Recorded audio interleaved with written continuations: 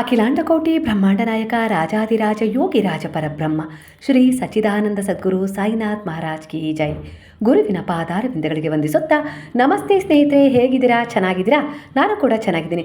ಇವತ್ತಿನ ಸಾಯಿ ಟ್ಯಾರೋ ರೀಡಿಂಗಲ್ಲಿ ಬಾಬಾರವರು ನಿಮ್ಮ ಅನೇಕ ರೀತಿಯ ಪ್ರಶ್ನೆಗಳಿಗೆ ಉತ್ತರವನ್ನು ಕೊಡ್ತಾ ಇದ್ದಾರೆ. ಹಾಗೆ ಕೆಲವು ಪರಿವರ್ತನೆಗಳನ್ನು ಕೂಡ ತರುವ ಒಂದು ಶುಭ ಸಂದರ್ಭವನ್ನು ಕೂಡ ಇಲ್ಲಿ ಸೂಚನೆಯ ಮೂಲಕ ನಿಮಗೆ ಕೊಡ್ತಾ ಇದ್ದಾರೆ ಸ್ನೇಹಿತರೆ.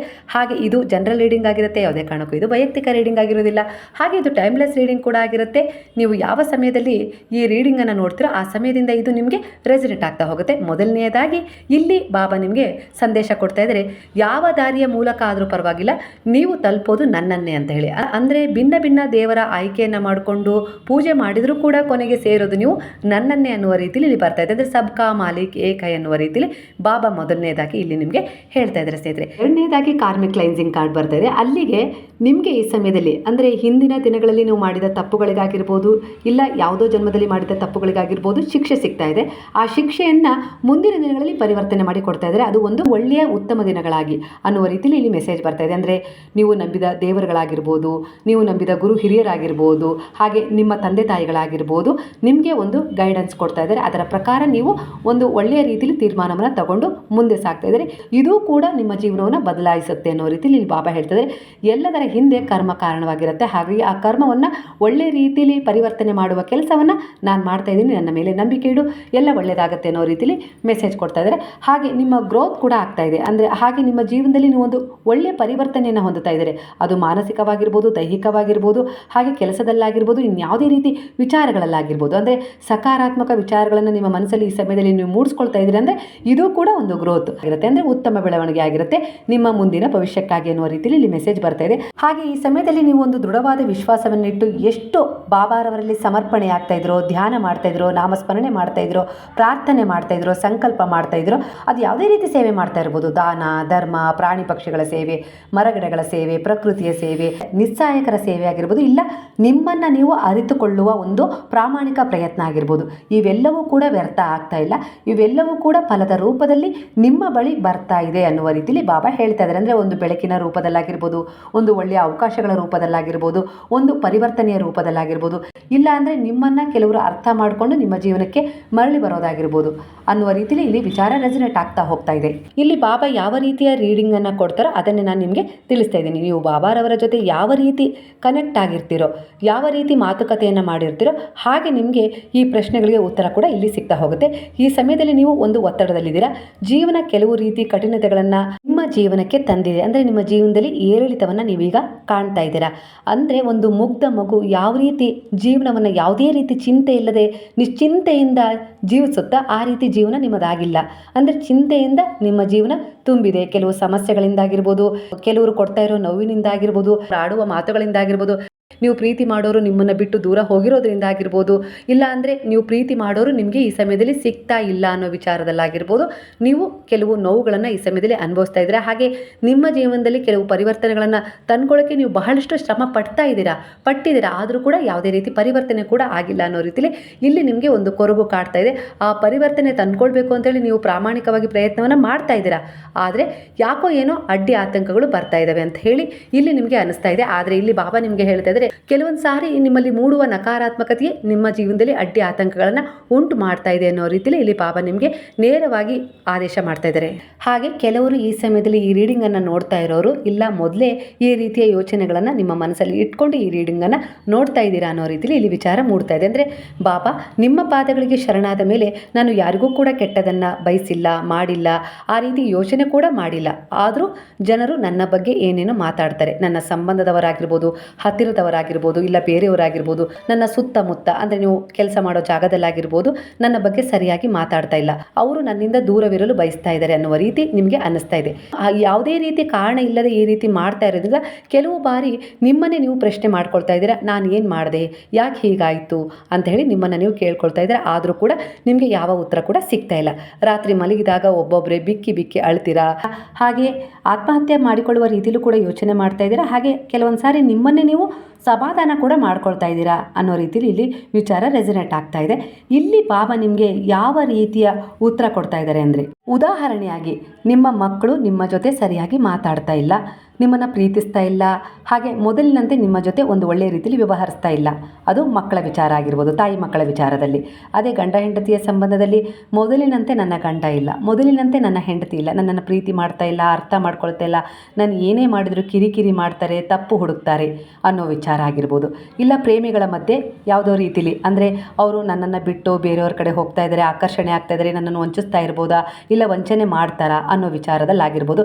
ಇಲ್ಲ ಆ ಪ್ರೀತಿ ನನಗೆ ಸಿಗುತ್ತೋ ಇಲ್ಲೋ ಅನ್ನೋ ರೀತಿಲಿ ವಿಚಾರ ಮಾಡ್ತಾ ಇರಬಹುದು. ನೀವು ಯಾವುದೋ ಒಂದು ಉನ್ನತ ಹುದ್ದೆಯನ್ನು ಹೊಂದಲಿಕ್ಕೆ ಒಂದು ಎಕ್ಸಾಮನ್ನು ಕಟ್ಕೊಂಡಿದ್ದೀರಾ, ಅದರಲ್ಲಿ ನಾನು ಪಾಸ್ ಆಗ್ತೀನೋ ಇಲ್ಲೋ, ನನಗೆ ಉನ್ನತವಾದ ಅಂಕಗಳು ಬರ್ತವೋ ಇಲ್ವೋ, ನಾನು ಅಲ್ಲಿ ಸಾಧನೆ ಮಾಡ್ತೀನೋ ಇಲ್ಲೋ ಅನ್ನೋ ವಿಚಾರ ಕೂಡ ಕೆಲವರು ಮಾಡ್ತಾ ಇದ್ದೀರಾ. ಹಾಗೆ ನಿಮ್ಮದೇ ಆದ ಒಂದು ದಾಟಿಯಲ್ಲಿ ಥಾಟಲ್ಲಿ ನೀವು ನಿಮ್ಮ ಮನಸ್ಸಿನ ತುಂಬ ಕೆಲವು ಯೋಚನೆಗಳನ್ನು ಹಾಕ್ತಾ ಇದ್ದೀರಾ ಅನ್ನೋ ರೀತಿಲಿ ಇಲ್ಲಿ ಮೆಸೇಜ್ ಬರ್ತಾ ಇದೆ. ಇದಕ್ಕೆ ಬಾಬಾರವರು ನಿಮಗೆ ಉತ್ತರ ಕೊಡ್ತಾ ಇದ್ದಾರೆ, ನೀನೇ ನಿನ್ನ ಬಗ್ಗೆ ಈ ರೀತಿ ಯೋಜನೆಗಳನ್ನು ಮಾಡ್ತಾ ಇದೆಯಾ ಅಂದರೆ ಭವಿಷ್ಯದ ರೂಪದಲ್ಲಿ ಅದನ್ನು ತೀರ್ಮಾನಿಸಿ ಇಡ್ತಾ ಇದೆಯಾ ಅನ್ನೋ ರೀತಿಲಿ ಇಲ್ಲಿ ಮೆಸೇಜ್ ಬರ್ತಾ ಇದೆ.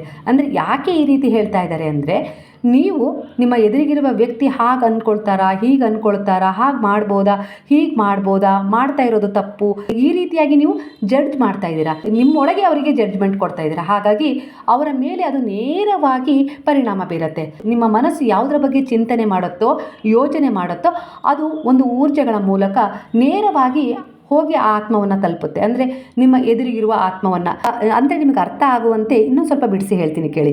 ನಿಮ್ಮ ಮಕ್ಕಳಿಗೆ ನೀವು ಜನ್ಮ ಕೊಟ್ಟಿದ್ದೀರಿ ಅಲ್ವಾ, ಅವರನ್ನು ಪಾಲನೆ ಪೋಷಣೆ ಮಾಡಿದ್ದೀರಾ, ಅವ್ರಿಗೆ ಒಳ್ಳೆ ಸಂಸ್ಕಾರ ಕೂಡ ಕೊಟ್ಟಿದ್ದೀರಾ. ಆದರೆ ಅದರ ಮೇಲೆ ಈಗ ನಿಮಗೆ ನಂಬಿಕೆ ಕಡಿಮೆ ಆಗ್ತಾ ಇದೆ. ಅವರು ದಾರಿ ತಪ್ತಾ ಇದ್ದಾರೆ, ನನ್ನ ಮಗ ನನ್ನ ಮಾತು ಕೇಳ್ತಾ ಇಲ್ಲ, ಈಗ ತುಂಬ ಕೆಟ್ಟು ಹೋಗಿದ್ದಾನೆ, ಇವ್ರ ಮಾತು ಕೇಳ್ತಾ ಇದ್ದಾನೆ, ನನ್ನನ್ನು ಸರಿಯಾಗಿ ನೋಡ್ತಾ ಇಲ್ಲ, ಸರಿಯಾಗಿ ಮಾತಾಡ್ತಾ ಇಲ್ಲ, ನನ್ನ ಜೊತೆಗೆ ಪ್ರೀತಿಯಿಂದ ವ್ಯವಹರಿಸ್ತಾ ಇಲ್ಲ. ಈ ರೀತಿಯಾಗಿ ನೀವು ದಿನನಿತ್ಯ ನಿಮ್ಮ ಮನಸ್ಸಲ್ಲೇ ಒಂದು ರೀತಿಯ ಊರ್ಜೆಗಳನ್ನು ಬಿಡುಗಡೆ ಮಾಡ್ತಾ ಇದ್ದೀರಾ. ನೇರವಾಗಿ ಅವನ ಎದುರಿಗೆ ಹೇಳದೇ ಇದ್ರು ಯಾರೆದುರಿಗಾದರೂ ಹೇಳ್ಬೋದು, ಇಲ್ಲ ನಿಮಗೆ ನೀವೇ ಹೇಳ್ಕೊಳ್ತಾ ಇದ್ದೀರಾ.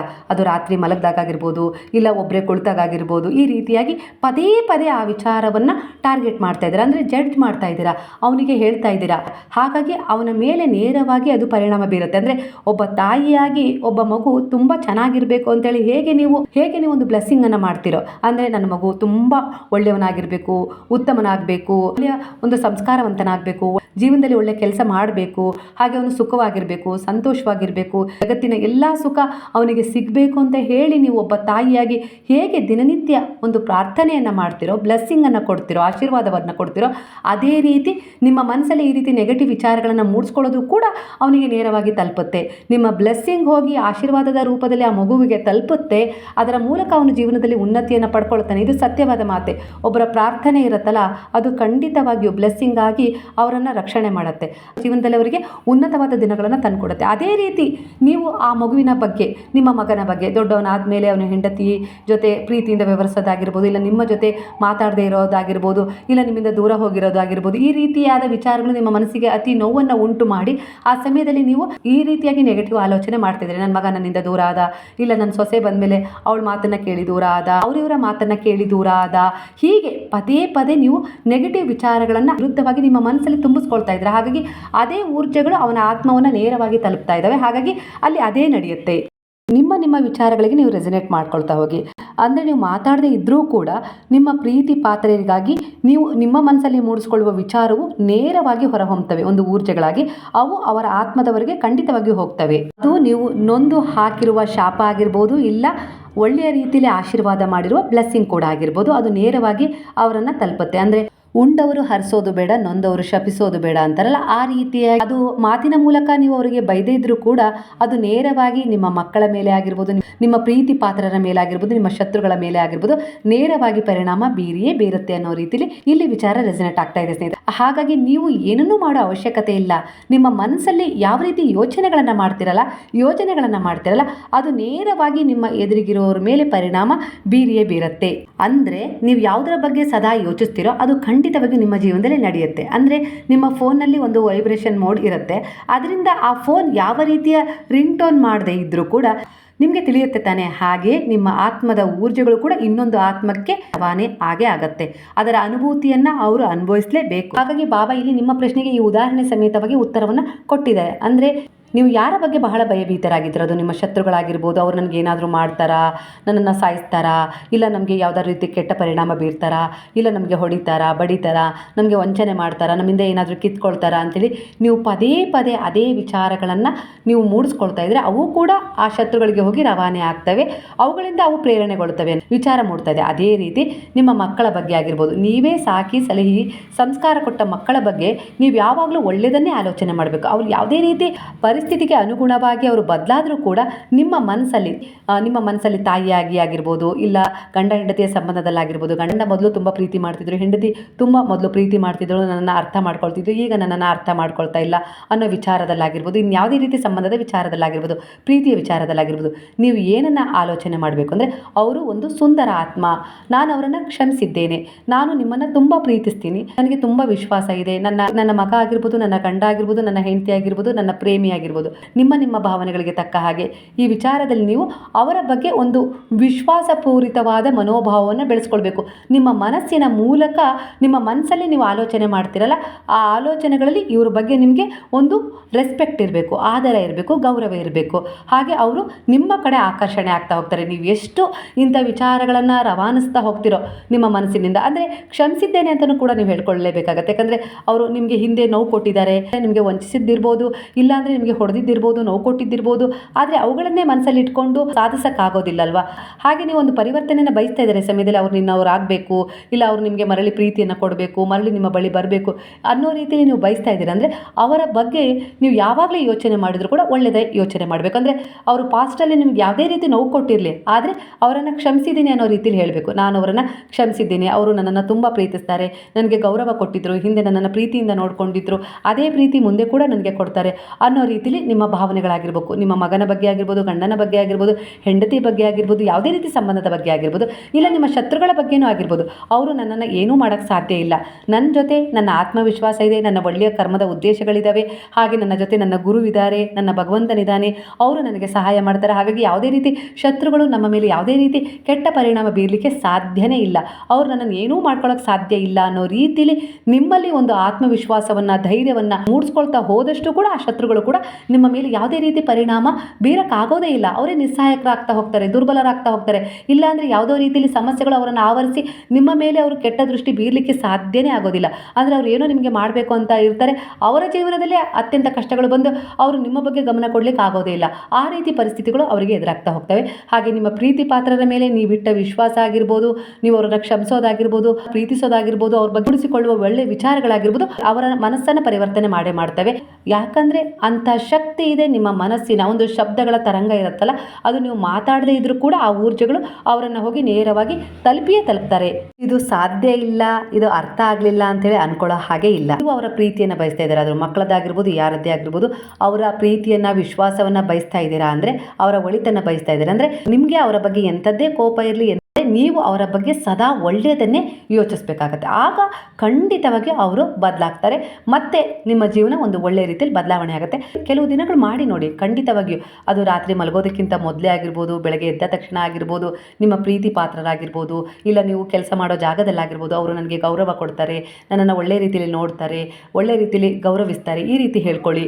ಹಾಗೆ ಯಾವ ವಿಚಾರದಲ್ಲಿ, ಯಾವ ಸಂದಿಗ್ಧ ಸ್ಥಿತಿಯಲ್ಲಿದ್ದೀರೋ, ಯಾವ ಸಮಸ್ಯೆಯಲ್ಲಿದ್ದೀರೋ, ಆ ಎಲ್ಲ ವಿಚಾರಗಳನ್ನು ಒಂದು ಪಾಸಿಟಿವ್ ಆಗಿ, ಸಕಾರಾತ್ಮಕವಾಗಿ ಬದಲಿಸಿ ಯೋಚನೆ ಮಾಡಿ. ಯಾವಾಗ ನೆಗೆಟಿವ್ ಆಗಿ ಯೋಚನೆ ಮಾಡ್ತಿದ್ರಲ್ಲ, ಏನಾಗುತ್ತೋ ಏನೋ, ನಾಳೆ ಏನಾಗುತ್ತೋ ಏನೋ, ಇವತ್ತೇನಾಗುತ್ತೋ ಏನೋ, ಯಾರಾದರೂ ಅಂದ್ಬಿಡ್ತಾರಾ, ಅವಮಾನ ಮಾಡಿಬಿಡ್ತಾರಾ, ಇಲ್ಲ ನಾನು ಸ್ಟೇಜ್ ಮೇಲೆ ನಿಂತು ಮಾತಾಡೋಕ್ಕಾಗೋದಿಲ್ವಾ, ಇಲ್ಲಾಂದರೆ ಒಂದು ಭಾಷಣ ಮಾಡಬೇಕಾಗಿರುತ್ತೆ, ಅದು ನಾನು ಭಾಷಣ ಮಾಡ್ತೀನೋ ಇಲ್ಲೋ, ಎಲ್ಲರೂ ನಗ್ತಾರೋ ಏನೋ ನನ್ನನ್ನು ನೋಡಿ, ಈ ರೀತಿಯೆಲ್ಲ ನಿಮ್ಮ ನೆಗೆಟಿವ್ ಥಾಟ್ಸ್ಗಳಿದಾವಲ್ಲ, ಅವುಗಳನ್ನು ಬಿಟ್ಟು ಅವುಗಳನ್ನ ಸಕಾರಾತ್ಮಕವಾಗಿ ಬದಲಿಸಿ ನೋಡಿ. ಅಂದರೆ ನಾನಿವತ್ತು ಒಳ್ಳೆ ರೀತಿಯಲ್ಲಿ ನನ್ನ ಕೈಲಾದಷ್ಟು ಮಟ್ಟಿಗೆ ಭಾಷಣವನ್ನು ಸರಿಯಾಗೇ ಮಾಡ್ತೀನಿ, ಅದು ಒಬ್ರಿಗಾದರೂ ಇಷ್ಟ ಆಗೇ ಆಗುತ್ತೆ ಅನ್ನೋ ರೀತಿಯಲ್ಲಿ ವಿಶ್ವಾಸವನ್ನು ಬೆಳೆಸ್ಕೊಳ್ಳಿ. ಹಾಗೆ ನಾನು ಹೋಗೋ ಕೆಲಸ ಇವತ್ತು ಆಗೇ ಆಗುತ್ತೆ, ಎಲ್ಲ ರೀತಿಯಲ್ಲೂ ನಾನು ತಯಾರಿ ಮಾಡ್ಕೊಂಡಿದ್ದೀನಿ, ನನ್ನ ತಯಾರಿ ಯಾವುದೇ ಕಾರಣಕ್ಕೂ ವಿಫಲ ಆಗೋದಿಲ್ಲ, ಆ ಗುರು ನನ್ನ ಜೊತೆಗಿದ್ದಾರೆ, ನನಗೆ ಸಹಾಯ ಮಾಡ್ತಾರೆ, ನನಗಲ್ಲಿ ಏನಾದರೂ ಮೋಸ ಆಗೋದಿದ್ದರೆ ತಡೀತಾರೆ, ಒಳ್ಳೆಯದಾಗೋದಿದ್ದರೆ ನನಗದರಲ್ಲಿ ಮುಂದುವರಿಯುವಂತೆ ಪ್ರೇರಣೆ ನೀಡ್ತಾರೆ ಅನ್ನುವ ರೀತಿಯಲ್ಲಿ ನಿಮ್ಮ ಆತ್ಮವಿಶ್ವಾಸ ಇರಬೇಕು. ಧೈರ್ಯವಾಗಿ ಯಾವುದನ್ನೇ ಆಗಲಿ, ಎಂಥದ್ದೇ ಸಂದಿಗ್ಧ ಸ್ಥಿತಿಗಳನ್ನಾಗಿರಲಿ, ಸವಾಲುಗಳನ್ನಾಗಿರಲಿ, ಕಠಿಣತೆಗಳನ್ನಾಗಿರಲಿ ನಾವು ಈ ರೀತಿಯಾಗಿ ಎದುರಿಸಬೇಕಾಗುತ್ತೆ. ಯಾಕಂದರೆ ಅವೆಲ್ಲವೂ ಕರ್ಮಕ್ಕನುಸಾರವಾಗಿ ಬಂದಿರ್ತವೆ, ಕಾರಣ ಇಲ್ಲದೆ ನಮ್ಮ ಜೀವನದಲ್ಲಿ ಏನೂ ಕೂಡ ಬಂದಿರೋದಿಲ್ಲ. ಅದು ಸಮಸ್ಯೆಗಳಾಗಿರ್ಬೋದು, ವ್ಯಕ್ತಿಗಳಾಗಿರ್ಬೋದು, ಒಂದು ಪರಿಸರ ಆಗಿರ್ಬೋದು, ಅದು ನಮಗೆ ಕರ್ಮಕ್ಕನುಸಾರವಾಗಿ ಸಿಕ್ಕಿರುತ್ತೆ. ಹಾಗಾಗಿ ನಾವು ಅವುಗಳನ್ನು ಎದುರಿಸಬೇಕು. ಹೇಡಿಗಳಂತೆ ನಾವು ಹೆದರಿ ಹಿಂದೆ ಸರದಂತೆ, ಕುಗ್ಗಿದಂತೆ ನಮ್ಮ ಜೀವನದಲ್ಲಿ ನಾವು ಏನನ್ನೂ ಕೂಡ ಪಡ್ಕೊಳ್ಳೋಕ್ಕೂ ಸಾಧ್ಯ ಇಲ್ಲ, ಹಾಗೆ ಕೆಟ್ಟದನ್ನು ಕಳ್ಕೊಳ್ಳೋಕ್ಕೂ ಸಾಧ್ಯ ಇಲ್ಲ ಅನ್ನೋ ರೀತಿಯಲ್ಲಿ ಇಲ್ಲಿ ನಿಮಗೆ ಬಾಬಾ ಒಂದು ವಿಶ್ವಾಸವನ್ನು ತುಂಬ್ತಾ ಇದ್ದಾರೆ. ನಿಮ್ಮ ಸಂಬಂಧಗಳು ಕೆಲವು ಹಾಳಾಗಿವೆ ಅಂದ್ಕೊಂಡಿದ್ದೀರಾ, ಇಲ್ಲ ಅಂದರೆ ನಿಮ್ಮ ಆಲೋಚನೆಗಳು ಹಾಳಾಗಿದ್ದಾವೆ, ಇಲ್ಲ ನಿಮ್ಮಲ್ಲಿ ದುರ್ಬಲತೆ ಆವರಿಸಿದೆ ಅಂದರೆ ಅವು ಖಂಡಿತ ಸ್ಥಿರವಾಗಿರೋದಿಲ್ಲ. ಅಂದರೆ ಅವುಗಳ ಮೇಲೆ, ನಿಮ್ಮ ಬಲದ ಮೇಲೆ, ಆತ್ಮವಿಶ್ವಾಸದ ಮೇಲೆ ಕೆಲವೊಂದು ಸಾರಿ ಧೂಳು ಕೂತಿರುತ್ತೆ. ಆ ಧೂಳನ್ನು ನೀವು ಒರೆಸ್ಕೊಳ್ಳೇಬೇಕಾಗತ್ತೆ. ಹಾಗಾಗಿ ನೀವು ಆ ಧೂಳನ್ನು ಓಡಿಸ್ಬೇಕಾದ್ರೆ ಒಳ್ಳೆಯ ಆಲೋಚನೆ ಮೂಲಕ ನಿಮ್ಮ ಸಂಬಂಧಗಳ ಮೇಲೆ ಕುಳಿತಿರುವ ಧೂಳನ್ನು, ನಿಮ್ಮ ಆತ್ಮವಿಶ್ವಾಸದ ಮೇಲೆ ಕುಳಿತಿರುವ ಧೂಳನ್ನು, ನೀವು ಸಾಧನೆ ಮಾಡಬೇಕು ಅಂತ ಹೇಳಿ ಅಂದ್ಕೊಂಡಿದ್ದೀರಲ್ಲ ಅದರ ಮೇಲೆ ಕುಳಿತ ಸಂದೇಹದ ಧೂಳಾಗಿರ್ಬೋದು, ಅನುಮಾನದ ಧೂಳಾಗಿರ್ಬೋದು, ಯಾರ ಸಪೋರ್ಟ್ ಇಲ್ಲ ಅನ್ನೋ ಧೂಳಾಗಿರ್ಬೋದು, ಇಲ್ಲ ಅಲ್ಲಿ ವಂಚನೆ ಆಗುತ್ತೆ ಅನ್ನೋ ಧೂಳಾಗಿರ್ಬೋದು, ಅದಕ್ಕೆ ಯಾವುದೇ ವಿಚಾರದಲ್ಲಿ ಆ ಸಾಧನೆ ಮಾಡೋಕ್ಕಾಗ್ತಾ ಇಲ್ಲ ಅನ್ನೋ ಒಂದು ಆತಂಕ ಇದೆಯಲ್ಲ, ಅಂಥ ಧೂಳನ್ನು ಒರೆಸಲೇಬೇಕು ಅನ್ನೋ ರೀತಿಯಲ್ಲಿ ಇಲ್ಲಿ ಬಾಬಾ ಹೇಳ್ತಾ ಇದ್ದಾರೆ. ಹಾಗಾಗಿ ನಿಮ್ಮ ಮನಸ್ಸಿನ ಆಲೋಚನೆಗಳು ಯಾವಾಗಲೂ ಸಕಾರಾತ್ಮಕವಾಗಿದ್ದಾಗ ಎಂಥದ್ದೇ ಕೆಟ್ಟ ಶಕ್ತಿಗಳಾಗಿರ್ಬೋದು, ಕೆಟ್ಟ ಜನರ ದೃಷ್ಟಿ ಆಗಿರ್ಬೋದು ನಿಮ್ಮ ಮೇಲೆ ಪರಿಣಾಮ ಬೀರೋದಿಲ್ಲ. ಅವು ಮತ್ತೆ ಪುಟಿದು ಹಿಂದಕ್ಕೆ ಹೋಗ್ತವೆ. ಅದರ ಮಾಲೀಕರು ಯಾರು ಅವರಿಗೆ ಅವು ತಲುಪ್ತವೆ. ಅಂದರೆ ಯಾರು ನಿಮಗೆ ಕೆಟ್ಟದನ್ನು ಮಾಡಬೇಕು ಅಂತೇಳಿ ಹಂಬಲಿಸಿ ನಿಮ್ಮ ಮೇಲೆ ಒಂದು ನಕಾರಾತ್ಮಕತೆಯ ಪ್ರಭಾವವನ್ನು ಬೀರಿದಾರಲ್ಲ, ಅಂಥವರ ನಕಾರಾತ್ಮಕತೆ ನಿಮ್ಮ ಬಳಿ ಬರುತ್ತೆ. ನಿಮ್ಮ ಮೇಲೆ ಕೆಟ್ಟದನ್ನು ಮಾಡಲಿಕ್ಕೆ ಅವರ ಊರ್ಜೆಗಳು ಬರ್ತವೆ. ಯಾಕಂದರೆ ಅವ್ರ ಮನಸ್ಸಲ್ಲಿ ಸದಾ ನಿಮಗೆ ಕೆಟ್ಟದನ್ನು ಮಾಡಬೇಕು ಅಂತಲೇ ಇರುತ್ತೆ. ಹಾಗಾಗಿ ಆ ಊರ್ಜೆಗಳು ನಿಮ್ಮನ್ನು ತಲುಪ್ತಾನೆ ಇರ್ತವೆ. ಆದರೆ ಆ ಸಮಯದಲ್ಲಿ ನಿಮ್ಮ ವಿಶ್ವಾಸ, ನಿಮ್ಮ ಆತ್ಮಬಲ, ನಿಮ್ಮ ಧೈರ್ಯ, ನಿಮ್ಮ ಒಂದು ಒಳ್ಳೆಯ ಮಾನಸಿಕ ಸದೃಢತೆಯ ಸಕಾರಾತ್ಮಕ ವಿಚಾರಗಳಿದಾವಲ್ಲ, ಅವುಗಳನ್ನು ಪುಟಿದು ಅವು ಮತ್ತೆ ಹಿಂದಕ್ಕೆ ತನ್ನ ಮಾಲೀಕನ ಬಳಿ ಹೋಗಲೇಬೇಕಾಗತ್ತೆ. ಯಾಕಂದರೆ ಅವಕ್ಕೆಲ್ಲೂ ಸ್ಥಾನ ಇರೋದಿಲ್ಲ. ಹಾಗಾಗಿ ನಿಮ್ಮ ಮೇಲೆ ಅವು ಪ್ರಯೋಗ ಆಗಲಿಲ್ಲ ಅಂದರೆ ಅವು ನೇರವಾಗಿ ತನ್ನ ಮಾಲೀಕನ ಬಳಿ ಹೋಗಲೇಬೇಕಲ್ಲ, ಹಾಗಾಗಿ ಅವು ಮರಳಿ ಹೋಗ್ತವೆ. ಮಾಟ ಮಂತ್ರದ ಪ್ರಯೋಗ ಮಾಡ್ತಾರಲ್ಲ, ಅದು ಕೂಡ ಹೀಗೆ. ದೇವರ ಆಶೀರ್ವಾದ ಆಗಿರ್ಬೋದು, ನಿಮ್ಮ ಮನೆಯಲ್ಲಿ ಸಕಾರಾತ್ಮಕ ವಿಚಾರಗಳಾಗಿರ್ಬೋದು, ಸಕಾರಾತ್ಮಕ ನಡೆ ಆಗಿರ್ಬೋದು, ನಿಮ್ಮ ಧೈರ್ಯ ಆಗಿರ್ಬೋದು, ಇವೆಲ್ಲವೂ ನಿಮ್ಮನ್ನು ಇದೇ ರೀತಿ ರಕ್ಷಣೆ ಮಾಡೋದು. ಅಂದರೆ ಯಾರೇ ಮಾಟ ಮಂತ್ರದ ಪ್ರಯೋಗ ಬೀರಿದ್ರು ಅಂದರೂ ನಿಮ್ಮ ಆತ್ಮವಿಶ್ವಾಸ ಆಗಿರ್ಬೋದು, ನಿಮ್ಮ ಧೈರ್ಯ ಆಗಿರ್ಬೋದು, ನಿಮ್ಮ ಸಕಾರಾತ್ಮಕ ಆಲೋಚನೆಗಳಾಗಿರ್ಬೋದು, ದೈವ ಬಲ ಆಗಿರ್ಬೋದು, ಗುರುವಿನಲ್ಲಿಟ್ಟ ನಿಮ್ಮ ಶ್ರದ್ಧೆ ಆಗಿರ್ಬೋದು, ನೀವು ಮಾಡಿರುವ ಪೂಜೆಯ ಫಲ ಆಗಿರ್ಬೋದು, ಸೇವೆ ಆಗಿರ್ಬೋದು, ಅದು ಯಾವುದೇ ರೀತಿ ಸೇವೆ ಆಗಿರ್ಬೋದು, ಅವೆಲ್ಲವೂ ನಿಮ್ಮ ಪರವಾಗಿ ಸಕಾರಾತ್ಮಕವಾಗಿ ನಿಮ್ಮ ಸುತ್ತ ಒಂದು ಚಕ್ರವನ್ನು ನಿರ್ಮಾಣ ಮಾಡಿರ್ತವೆ. ಹಾಗಾಗಿ ಆ ಚಕ್ರವನ್ನು ದಾಟಿ ಅವರ ನಕಾರಾತ್ಮಕತೆ ಆಗಿರ್ಬೋದು, ಕೆಟ್ಟ ಮಾಟ ಮಂತ್ರದ ಪ್ರಯೋಗ ಆಗಿರ್ಬೋದು ನಿಮ್ಮ ಬಳಿ ಬರಲಿಕ್ಕೆ ಸಾಧ್ಯ ಇಲ್ಲ. ಇದು ವಾಸ್ತವ ಕೂಡ, ವಾಸ್ತವ ಸತ್ಯ ಕೂಡ. ಈ ಸತ್ಯವನ್ನು ನೀವು ಅರ್ಥ ಮಾಡ್ಕೊಳ್ಳಿ. ನಿಮ್ಮ ಕುಟುಂಬದಲ್ಲಿ ನೀವು 5 ಜನ ಇದ್ದೀರಾ ಅಂದರೆ 5 ಜನರ ಮನಸ್ಥಿತಿ ಕೂಡ ಇದೇ ರೀತಿ ಇರಬೇಕು. ಯಾಕಂದರೆ ಅವು ಆ ನಕಾರಾತ್ಮಕತೆ ಅನ್ನೋದು 5 ಜನರಲ್ಲಿ ಯಾರು ವೀಕ್ ಇದ್ದೀರಾ ಅನ್ನೋ ರೀತಿಯಲ್ಲಿ ಆಯ್ಕೆ ಮಾಡ್ಕೊಳ್ಳುತ್ತೆ. ಅವರನ್ನು ಅದು ನೇರವಾಗಿ ತಲುಪುತ್ತೆ, ಸೇರುತ್ತೆ. ಹಾಗಾಗಿ ಕೆಲವರು ಅಂದರೆ ನಿಮ್ಮ ಮನೆಯಲ್ಲಿ ನೀವು 5 ಜನ ಇದ್ದೀರಿ ಅಂದರೆ ನಿಮ್ಮ ಮಕ್ಕಳಾಗಿರ್ಬೋದು, ಗಂಡ ಆಗಿರ್ಬೋದು, ಹೆಂಡತಿ ಆಗಿರ್ಬೋದು, ಕೆಲವೊಂದ್ಸರಿ ವಿಚಿತ್ರವಾಗಿ ವರ್ತನೆ ಮಾಡ್ತಿರ್ತಾರೆ. ನೀವು ಹೇಳಿದಕ್ಕೆಲ್ಲ ನೆಗೆಟಿವ್ ಆಗಿ ಉತ್ತರವನ್ನು ಕೊಡ್ತಾ ಇರ್ತಾರೆ, ಇಲ್ಲ ಯಾವುದೋ ರೀತಿಯಲ್ಲಿ ಒಂದು ಮಂಕಲ್ಲಿರ್ತಾರೆ, ಹುಷಾರು ತಪ್ತಾ ಇರ್ತಾರೆ. ಒಟ್ಟಾರೆಯಾಗಿ ಏನು ನಿಮ್ಮ ಶತ್ರುಗಳ ನಕಾರಾತ್ಮಕತೆ ಅವರನ್ನು ಆಯ್ಕೆ ಮಾಡ್ಕೊಂಡು ಅಲ್ಲಿಗೆ ಹೋಗಿರುತ್ತೆ. ಹಾಗಾಗಿ ಎಲ್ಲರೂ ಸದೃಢತೆಯನ್ನು ಹೊಂದಬೇಕು, ಎಲ್ಲರಲ್ಲೂ ಮಾನಸಿಕ ಸ್ಥಿರತೆ ಇರಬೇಕು, ಧೈರ್ಯ ಇರಬೇಕು, ಆತ್ಮಬಲ ಇರಬೇಕು. ಅದು ವ್ರತ ಆಗಿರ್ಬೋದು, ಪೂಜೆ ಆಗಿರ್ಬೋದು, ದೀಪಾರಾಧನೆ ಆಗಿರ್ಬೋದು, ಈ ರೀತಿ ನಿಮ್ಮ ಮನೆಯಲ್ಲಿ, ನಿಮ್ಮ ಮನದಲ್ಲಿ ಸಕಾರಾತ್ಮಕ ವಿಚಾರಗಳನ್ನು ತುಂಬಿಸ್ಕೊಳ್ತಾ ಇರಬೇಕು ಅನ್ನುವ ರೀತಿಯಲ್ಲಿ ಇಲ್ಲಿ ಬಾಬಾ ಹೇಳ್ತಾ ಇದ್ದಾರೆ, ಧೈರ್ಯ ತುಂಬ್ತಾ ಇದ್ದಾರೆ. ಎಲ್ಲರನ್ನ ನೀವು ಈ ರೀತಿಯಾಗಿ ಗೈಡ್ ಮಾಡಬೇಕು. ನಿಮ್ಮ ಮಕ್ಕಳನ್ನಾಗಿರ್ಬೋದು, ಗಂಡನನ್ನಾಗಿರ್ಬೋದು, ಹೆಂಡತಿಯನ್ನಾಗಿರ್ಬೋದು, ಈ ರೀತಿ ನೀವು ಗೈಡ್ ಮಾಡಬೇಕು.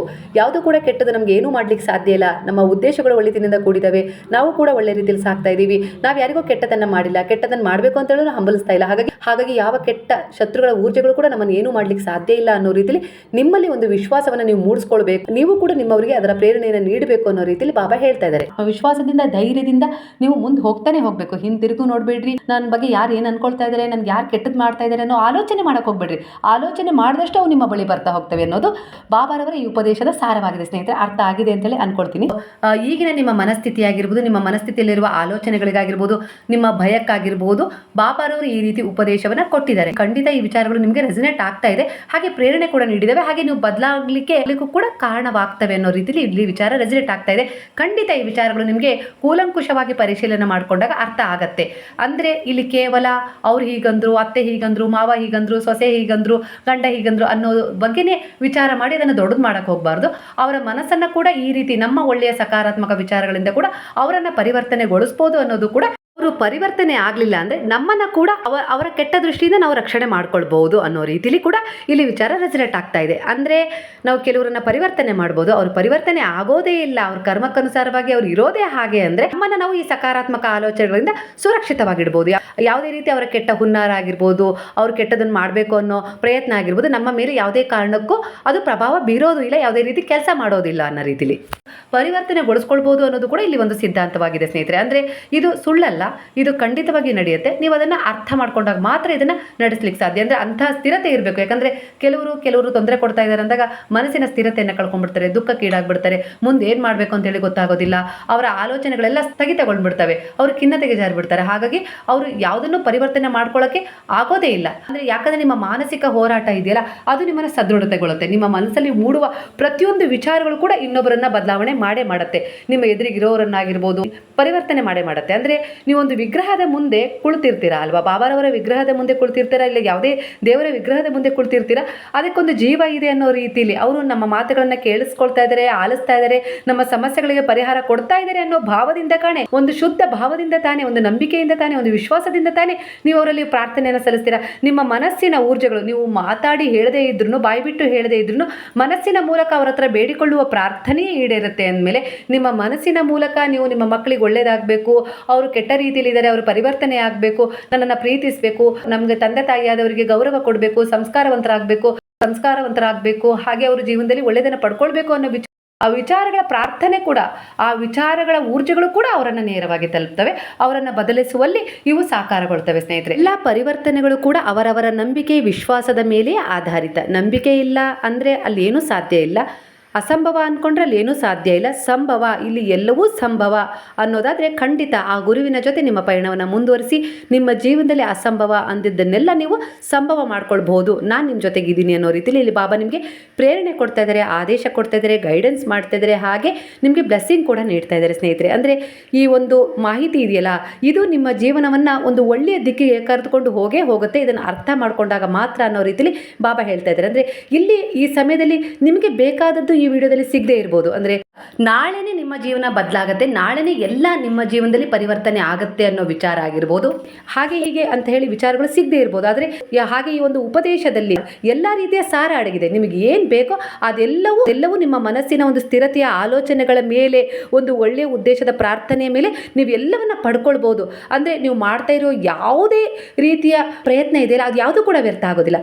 ಕೆಟ್ಟದನ್ನು ಬಯಸ್ತಾ ಇದ್ದೀರಾ, ಕೆಟ್ಟದನ್ನು ಮಾಡಬೇಕು ಅಂತೇಳಿ ಹಂಬಲಿಸ್ತಾ ಇದ್ದೀರಾ, ಯಾರನ್ನ ಹಾಳು ಮಾಡಬೇಕು ಅಂತ ಹಂಬಲಿಸ್ತಾ ಇದ್ದೀರಾ, ಯಾರನ್ನ ವಂಚಿಸಬೇಕು ಅಂತೇಳಿ ಹಂಬಲಿಸ್ತಾ ಇದ್ದೀರಾ, ಯಾರದ್ದು ವಸ್ತುಗಳನ್ನು ಕಳ್ತನ ಮಾಡಬೇಕು ಅಂತೇಳಿ ಹಂಬಲಿಸ್ತಾ ಇದ್ದೀರಾ, ಅಂದರೆ ಕೊಲೆ ಮಾಡಬೇಕು ಅಂತೇಳಿ ಹಂಬಲಿಸ್ತಾ ಇದ್ದೀರಾ, ಅದು ಖಂಡಿತ ನೀವು ಮಾಡೇ ಮಾಡ್ತೀರಿ. ಯಾಕಂದರೆ ದಿನನಿತ್ಯ ನಿಮ್ಮ ಮನಸ್ಸಲ್ಲಿ ನೀವು ಅದೇ ರೀತಿ ಪ್ರೇರಣೆಯನ್ನು, ದಿನನಿತ್ಯ ನಿಮ್ಮ ಮನಸ್ಸಿಗೆ ನೀವು ಅದೇ ರೀತಿ ಟ್ರೈನ್ ಮಾಡ್ತಾ ಹೋಗ್ತೀರಾ, ಅದೇ ರೀತಿ ಪ್ರೇರಣೆಗೊಂಡು ನೀವು ಆ ವಿಚಾರವನ್ನು ಒಂದು ದಿವಸ ಮಾಡೇ ಮಾಡ್ತೀರಾ. ಅದೇ ರೀತಿ ನಿಮ್ಮ ಮಕ್ಕಳ ಬಗ್ಗೆ ಆಗಿರ್ಬೋದು, ನಿಮ್ಮ ಕೆಲಸದ ಬಗ್ಗೆ ಆಗಿರ್ಬೋದು, ಮದುವೆಯ ಬಗ್ಗೆ ಆಗಿರ್ಬೋದು, ಮಕ್ಕಳ ಬಗ್ಗೆ ಆಗಿರ್ಬೋದು, ಇನ್ನು ಯಾವುದೇ ರೀತಿ ಸಮಸ್ಯೆಗಳನ್ನು ದೂರ ಮಾಡ್ಕೊಳ್ಳೋ ವಿಚಾರದಲ್ಲಾಗಿರ್ಬೋದು, ನಿಮ್ಮ ಪ್ರಾರ್ಥನೆ ಆ ಭಗವಂತನ ಎದುರಿಗೆ ದಿನನಿತ್ಯ ಇದ್ದೇ ಇರುತ್ತಲ್ವ.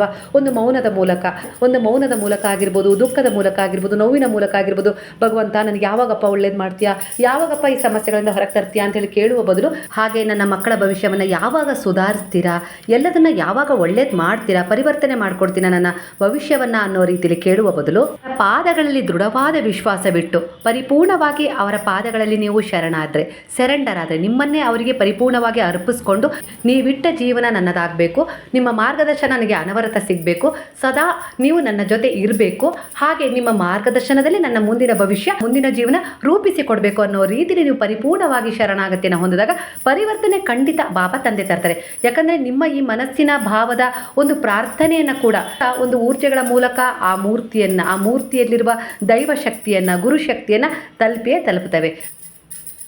ಖಂಡಿತ ಆ ವಿಚಾರಗಳು ನಿಮ್ಮ ಜೀವನದಲ್ಲಿ ನಡೀಲಿಕ್ಕೆ ಶುರುವಾಗ್ತವೆ. ಹಾಗಾಗಿ ಯಾಕಪ್ಪ ಇಷ್ಟು ಕಷ್ಟ ಕೊಟ್ಟಿದೆಯಾ, ಯಾಕಪ್ಪ ಇಷ್ಟು ದುಃಖ ಕೊಟ್ಟಿದೆಯಾ, ಎಲ್ಲರಂತೆ ನನ್ನ ಜೀವನ ಯಾಕಿಲ್ಲ ಅನ್ನುವ ಪ್ರಶ್ನೆಗಿಂತ ನಿನ್ನಲ್ಲೇ ನಾನು ಪರಿಪೂರ್ಣವಾಗಿ ಶರಣಾಗಿದ್ದೀನಿ, ನೀವಿಟ್ಟ ಜೀವನ ನನ್ನದಾಗತ್ತೆ, ಖಂಡಿತವಾಗಿ ನನಗೆ ಪೂರ್ಣ ಭರವಸೆ ಇದೆ, ನನ್ನ ಜೀವನದಲ್ಲಿರುವ ಎಲ್ಲ ಸಮಸ್ಯೆಗಳು ಅಂತ್ಯಗೊಳ್ತವೆ, ಹಾಗೆ ನನ್ನ ಕರ್ಮಗಳ ಉದ್ದೇಶ ಕೂಡ ಬದಲಾವಣೆ ಆಗಿದೆ, ಹಾಗೆ ನನ್ನ ತೀರ್ಮಾನಗಳನ್ನು ಕೂಡ ನಾನು ಯೋಚಿಸಿ ತಗೊಳ್ತಾ ಇದ್ದೀನಿ, ಹಾಗೆ ನಾನು ನನ್ನ ಕೈಲಾದಷ್ಟು ನಿಸ್ಸಹಾಯಕರ ಸೇವೆ ಆಗಿರ್ಬೋದು, ಪ್ರಾಣಿ ಪಕ್ಷಿಗಳ ಸೇವೆ ಆಗಿರ್ಬೋದು, ಪೂಜೆ ಆಗಿರ್ಬೋದು, ಒಂದು ಆಧ್ಯಾತ್ಮಿಕ ಪಯಣ ಆಗಿರ್ಬೋದು ಮಾಡ್ತಾ ಇದ್ದೀನಿ, ಒಳ್ಳೆ ದಾರಿಯಲ್ಲಿ ಸಾಗುವ ತೀರ್ಮಾನವನ್ನೇ ನಾನು ಮಾಡಿದ್ದೀನಿ ಅಂದಮೇಲೆ ಖಂಡಿತ ನೀವು ನನಗೆ ಒಳ್ಳೇದು ಮಾಡೇ ಮಾಡ್ತೀರಾ ಅನ್ನುವ ರೀತಿಯಲ್ಲಿ ನಿಮ್ಮ ಪೂರ್ಣವಾದ ಪ್ರಾರ್ಥನೆ ನಿಮ್ಮದು ಅವ್ರ ಎದುರಿಗೆ ಇರಬೇಕು.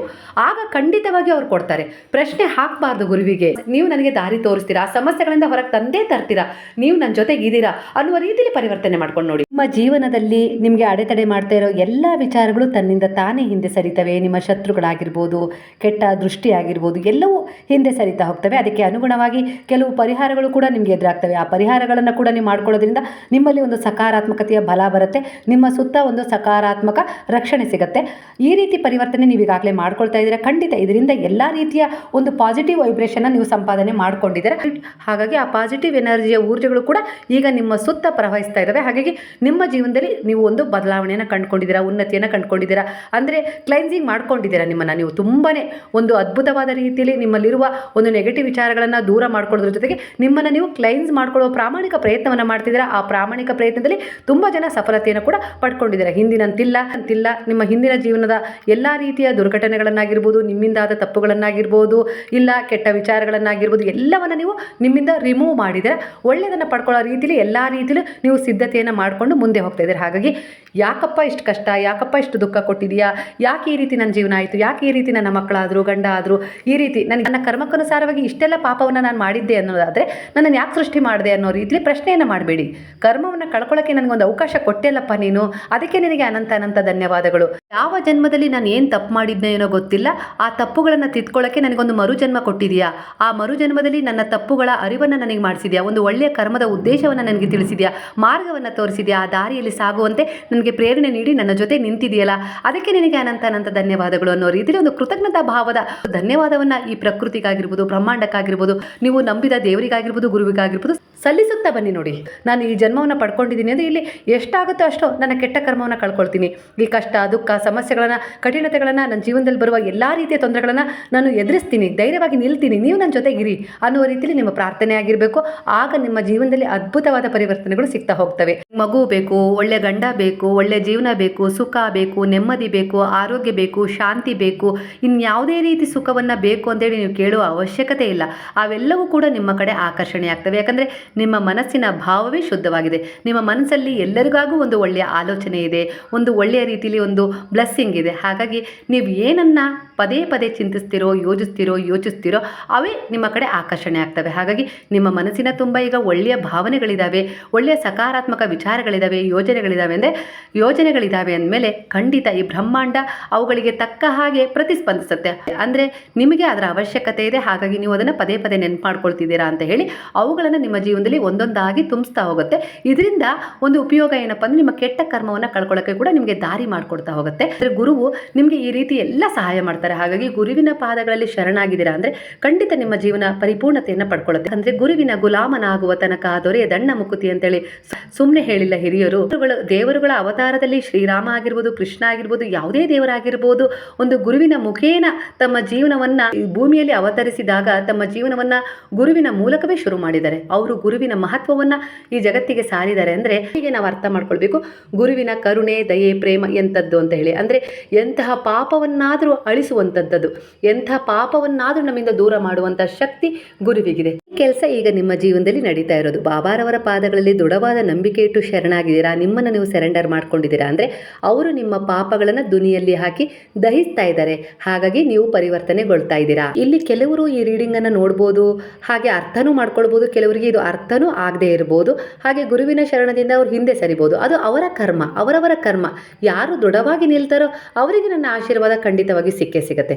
ಯಾರು ನನ್ನಲ್ಲಿ ಸಂದೇಹ ಪಟ್ಟು ಹಿಂದೆ ಸರಿತಾರೋ ಖಂಡಿತವಾಗಿ ಅದು ಅವರ ಕರ್ಮವನ್ನು ಅನುಭವಿಸುವ ಕ್ಷಣವಾಗಿರುತ್ತೆ. ಹಾಗಾಗಿ ಅದನ್ನು ನಾನು ತಡಿಲಿಕ್ಕೆ ಪ್ರಯತ್ನ ಪಡ್ತೀನಿ. ನನ್ನ ಶರಣದಲ್ಲಿ ತಗೊಳ್ಳೋಕ್ಕೆ ಎಲ್ಲ ರೀತಿಯಲ್ಲೂ ಪ್ರಾಮಾಣಿಕ ಪ್ರಯತ್ನವನ್ನು ಪಟ್ಟೆ ನಾನು ನನ್ನ ಶರಣದಲ್ಲಿ ತಂದ್ಕೊಂಡಿರ್ತೀನಿ. ಅಂದರೆ ಈ ರೀಡಿಂಗ್ ನೋಡೋದಾಗಿರ್ಬೋದು, ಸಂದೇಶ ಕೇಳೋದಾಗಿರ್ಬೋದು, ರೀತಿಯಾಗಿ ನಾನು ಅವರಿಗೆ ಅನೇಕ ರೀತಿಯಲ್ಲಿ ಸಹಾಯ ಮಾಡಿರ್ತೀನಿ. ಯಾರದೋ ಮೂಲಕ ಬಗ್ಗೆ ಕೇಳೋದಾಗಿರ್ಬೋದು, ಪೂಜೆ ಮಾಡಿ ಎಲ್ಲ ಒಳ್ಳೆಯದಾಗುತ್ತೆ ಅನ್ನೋ ವಿಚಾರ ಕಿವಿಗೆ ಬೀಳೋದಾಗಿರ್ಬೋದು, ಎಲ್ಲ ರೀತಿಯಲ್ಲೂ ನಾನು ಅವರಿಗೆ ಸಹಾಯ ಮಾಡಿರ್ತೀನಿ. ಆದರೆ ಅವರು ಅದನ್ನು ತಿಳಿದುಕೊಳ್ಳದೆ ಇಲ್ಲಿ ನನಗೇನೂ ಸಿಗಲಿಲ್ಲಪ್ಪ, ನಾನು ಪೂಜೆ ಮಾಡಿದೆ, ಯಾವುದೇ ರೀತಿ ಫಲ ಸಿಗಲಿಲ್ಲ ಅಂತೇಳಿ ಹಿಂದೆ ಸರಿದ್ರು. ಬೇಗನೆ ತಾಳ್ಮೆ ಇಲ್ಲದೆ ಎಲ್ಲವೂ ಇವತ್ತೇ ಆಗಬೇಕು, ಕ್ಷಣನೇ ಆಗಬೇಕು ಅನ್ನೋ ಆತುರದಲ್ಲಿ ತಾಳ್ಮೆಯಿಂದ ವರ್ತಿಸದೆ ಶ್ರದ್ಧಾ ಸಬೂರಿಯನ್ನು ಇಡದೆ ನನ್ನಲ್ಲಿ ಹಿಂದೆ ಸರಿದ್ರು ಅಂದರೆ ಅದು ಅವರ ಕರ್ಮವನ್ನು ಅನುಭವಿಸಲೇಬೇಕು. ವಿಧಿ ಅವರನ್ನು ಈ ರೀತಿಯಾಗಿ ಕೂಡ ಸೆಳ್ಕೊಳ್ಳುತ್ತೆ. ನಾನು ವಿಧಿಯ ಪ್ರಕಾರ ನಿಮ್ಮ ಜೀವನದಲ್ಲಿ ಏನು ಆಗಬೇಕಾಗಿರುತ್ತೋ, ಕರ್ಮಕ್ಕನುಸಾರವಾಗಿ ನಿಮಗೆ ಯಾವ ರೀತಿ ಶಿಕ್ಷೆ ಸಿಗಬೇಕಾಗಿರುತ್ತೋ, ಕೆಟ್ಟದ್ದು ನಿಮ್ಮ ಜೀವನದಲ್ಲಿ ಏನು ಆಗಬೇಕಾಗಿರುತ್ತಲ್ಲ ಅದನ್ನು ತಡೆಯುವ ಎಲ್ಲ ಪ್ರಯತ್ನವನ್ನು ನಾನು ಮಾಡೇ ಮಾಡ್ತೀನಿ. ನನ್ನಲ್ಲಿ ದೃಢವಾದ ನಂಬಿಕೆ ಇಟ್ಟು ನನ್ನ ಶರಣದಲ್ಲಿದ್ದಾಗ ಮಾತ್ರ ಅದು ಸಾಧ್ಯ ಆಗುತ್ತೆ. ವಿಧಿಯ ನಿಯಮವನ್ನು ಕೂಡ ನಾನು ಮೀರೋ ಹಾಗಿರೋದಿಲ್ಲ. ಕೆಲವೊಂದು ಸಾರಿ ನೀವು ನನ್ನ ಶರಣದಲ್ಲಿದ್ದಾಗ ನಾನು ನಿಮ್ಮನ್ನು ರಕ್ಷಣೆ ಮಾಡಬಲ್ಲೆ, ನೀವು ನನ್ನ ಶರಣದಿಂದ ದೂರ ಹೋದಾಗ ನಾನು ಆ ವಿಧಿಯ ನಿಯಮವನ್ನು ಕೂಡ ಉಲ್ಲಂಘನೆ ಮಾಡಲಿಕ್ಕೆ ಸಾಧ್ಯ ಇಲ್ಲ ಅನ್ನೋ ರೀತಿಯಲ್ಲಿ ಇಲ್ಲಿ ಬಾಬಾ ಮೆಸೇಜ್ ಕೊಡ್ತಾ ಇದ್ದಾರೆ. ಇಲ್ಲಿ ನೀವು ಸತಿ ಸಾವಿತ್ರಿಯ ಕಥೆಯನ್ನು ನೆನ್ಪು ಮಾಡ್ಕೊಳ್ಬೇಕು.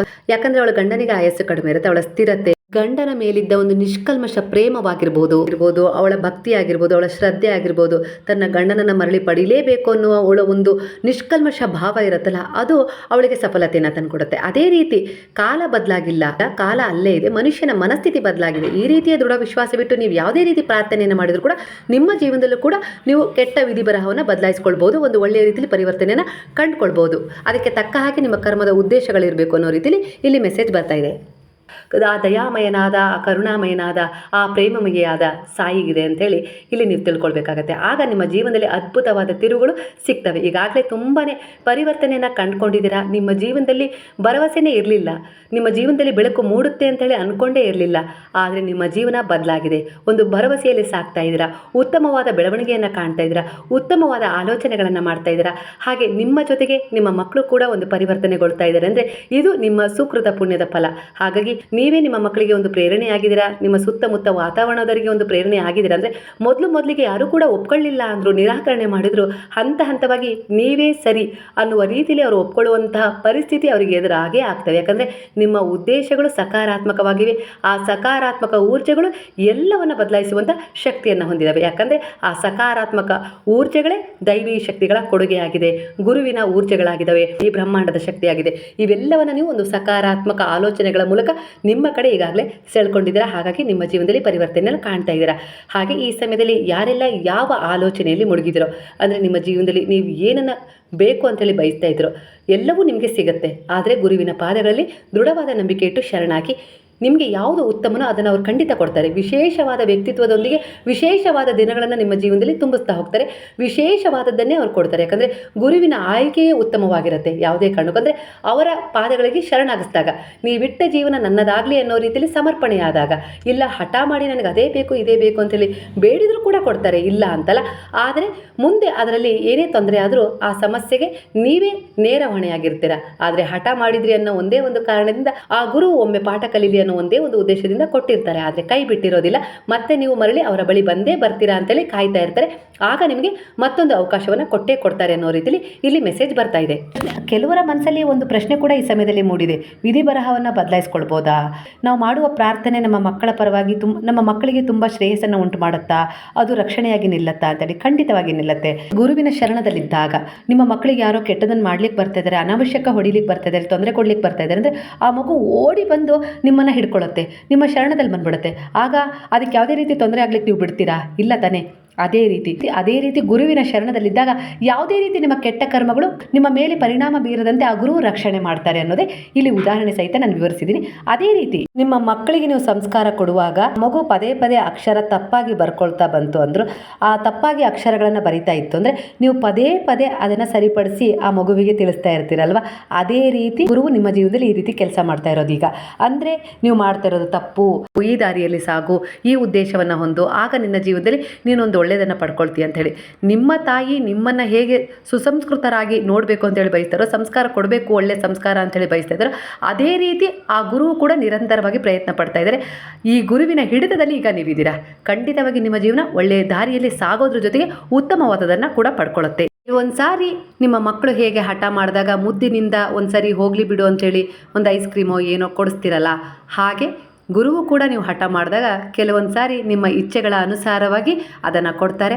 ಅದರಿಂದ ನಿಮ್ಗೆ ಏನಾದರೂ ತೊಂದರೆ ಆದಾಗ ಮತ್ತೆ ಮರಳಿ ಬರೋದೆಲ್ಲಿಗೆ? ನೀವು ಗುರುವಿನ ಶರಣದಲ್ಲಿ. ಅದೇ ರೀತಿ ಆ ಮಗು ಕೂಡ ಶೀತ ಆದಾಗ, ಜ್ವರ ಬಂದಾಗ ಮತ್ತೆ ಮರಳಿ ತಾಯಿ ಹತ್ರ ಬರುತ್ತೆ. ಯಾಕಂದರೆ ಆ ಮಗುವಿಗೆ ಒಂದು ಭರವಸೆ ಇದೆ, ನನ್ನ ತಾಯಿ ಹತ್ರ, ನನ್ನ ತಂದೆ ಹತ್ರ ನಂಗೆ ರಕ್ಷಣೆ ಸಿಗುತ್ತೆ, ಇದನ್ನು ಸರಿಪಡಿಸ್ತಾರೆ, ಅವರೆಲ್ಲದನ್ನು ನನಗೆ ಕೊಡಬಲ್ಲರು, ಎಲ್ಲ ರೀತಿಯಲ್ಲೂ ನನ್ನ ಪೋಷಣೆ ಪಾಲನೆ ಮಾಡಬಲ್ಲರು ಅನ್ನೋ ರೀತಿಯಲ್ಲಿ ನಂಬಿಕೆ ಇರುತ್ತೆ. ಹಾಗಾಗಿ ಬರುತ್ತೆ. ಅದೇ ರೀತಿ ನಂಬಿಕೆಯಿಂದ ನೀವು ಕೂಡ ನಿಮ್ಮ ಜೀವನದಲ್ಲಿ ಎಂಥದ್ದೇ ತಪ್ಪು ನಿರ್ಧಾರಗಳನ್ನು ತಗೊಂಡಾಗಿರ್ಬೋದು, ಇಲ್ಲ ಬೇಡ ಅಂದರೂ ಕೂಡ ಆ ವಿಚಾರದಲ್ಲಿ ಮುಂದುವರೆದು ನೋವುಗಳನ್ನು ಅನುಭವಿಸಿದಾಗಿರ್ಬೋದು, ನೀವು ಮತ್ತೆ ಬರೋದೆಲ್ಲಿಗೆ? ಗುರುವಿನ ಶರಣದಲ್ಲಿ. ಆ ನಂಬಿಕೆ ಗುರುವಿಗಿರುತ್ತೆ. ಹಾಗಾಗಿ ಅವ್ರು ಯಾವಾಗಲೂ ಕಾಯ್ತಾ ಇರ್ತಾರೆ ಪರಿವರ್ತನೆ ಅಂತ ತರಲಿಕ್ಕೆ. ಕೆಲವರು ಮೊದಲನೇ ಸಾರಿಗೆ ಎಲ್ಲ ಅರ್ಥ ಮಾಡಿಕೊಂಡು ಪರಿವರ್ತನೆ ಆದರು ಅಂದರೆ ಜೀವನದಲ್ಲಿ ಸರಳವಾಗಿ ಆದರೂ ಪರವಾಗಿಲ್ಲ, ಅವರು ವಿಭಿನ್ನವಾದ ವಿಶೇಷವಾದ ಒಂದು ಅತ್ಯುತ್ತಮವಾದ ಜೀವನವನ್ನು ಸಾಗಿಸ್ತಾ ಅನಿರೀಕ್ಷಿತವಾಗಿ ಅಂತ ಅಲ್ಲ, ಅವರ ಜೀವನದಲ್ಲಿ ಇದ್ದಕ್ಕಿದ್ದ ಹಾಗೆ ಎಲ್ಲ ರೀತಿಯ ಅವಕಾಶಗಳು, ಅದೃಷ್ಟಗಳು ಬರ್ತಾ ಹೋಗ್ತವೆ. ಯಾಕಂದರೆ ಅವರ ಸಂಪನ್ನತೆಯೇ ಅದಕ್ಕೆ ಕಾರಣವಾಗಿರುತ್ತೆ. ಅವರ ಪ್ರಸನ್ನತೆ, ಅವರ ತಾಳ್ಮೆ, ಅವರ ಒಂದು ಒಳ್ಳೆಯ ಭಾವ, ಒಂದು ನಂಬಿಕೆ ಇರ್ಬೋದು, ಅವರ ಪ್ರಾರ್ಥನೆ ಮೇಲೆ ಅವರಿಗೊಂದು ವಿಶ್ವಾಸ ಆಗಿರ್ಬೋದು, ಆ ಗುರುವಿನಲ್ಲಿ ಅವರಿಗೊಂದು ದೃಢವಾದ ಸಮರ್ಪಣೆಯ ಭಾವ ಆಗಿರ್ಬೋದು, ಅದು ಅವರ ಜೀವನದಲ್ಲಿ ಎಲ್ಲವನ್ನ ತುಂಬಿಸ್ತಾ ಹೋಗುತ್ತೆ.